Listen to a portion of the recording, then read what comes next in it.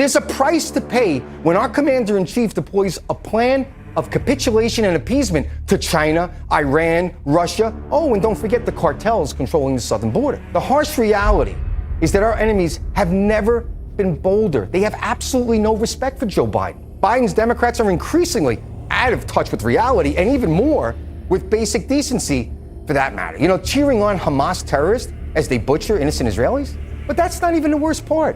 Instead of asserting himself as the wartime leader we need, unequivocally in support of Israel, Joe Biden instead goes on a wild diatribe about our duties to the Palestinians.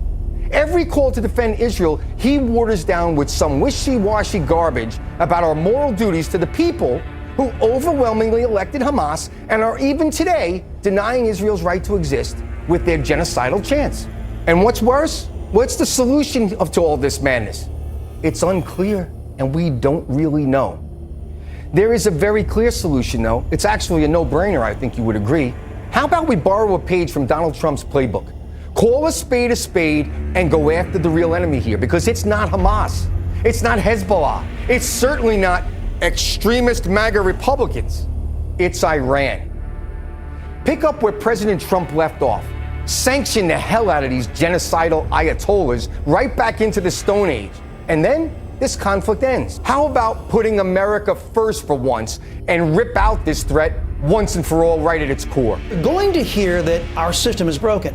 You're going to hear the Constitution is broken. You're going to hear that a government of, by, and for the people has had its day.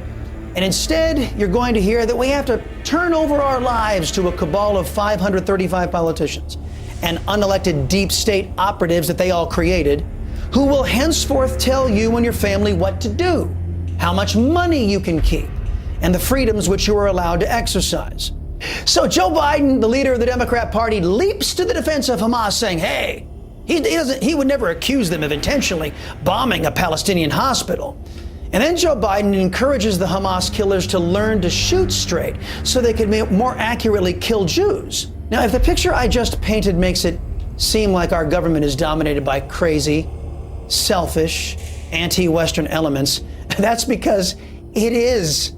From the dangerous overspending to whacked out foreign policy to both parties being equally committed to overspending us into oblivion, it all points to a people who allowed the worst, least gifted, and immoral people among us to attain this kind of power.